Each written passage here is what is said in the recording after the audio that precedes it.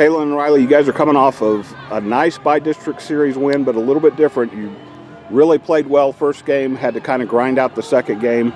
I asked you a little bit about being consistent for 2 games. How big is that, these 2 games, Riley? Being consistent is a big part of the game. First game, we came out, our sticks were on, fielding we were good.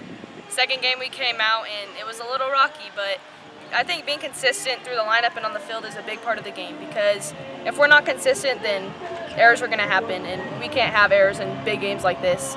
So I think the biggest part of the game is being consistent, no matter whether it's hitting, fielding, pitching, and it really just being consistent in your position and knowing what you need to do is big.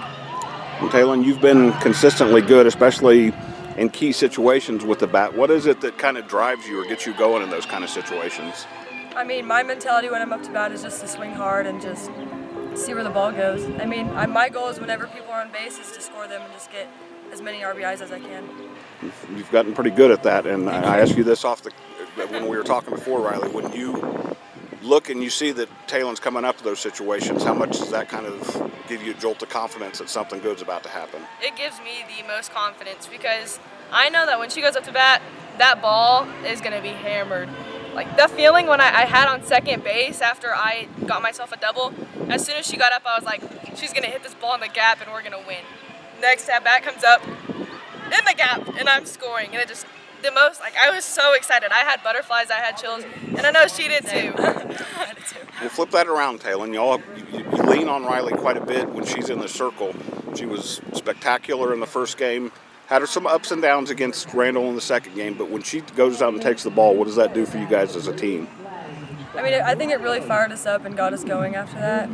I mean, whenever she hit that double and I was up to bat, I just knew I had to get a little RBI, because after Harley bunted and moved her over with an RBA, I just knew that I had to put it somewhere where I could just score and win. We talked a little bit about the Coronado legacy, about how y'all usually win district, you get to the playoffs and do some things. For both of you, how much does that push you now at this point in the playoffs, knowing you've got a tough challenge against a team, El Paso Hanks, that has just 1 loss? I mean, right now, I think we're pretty hot.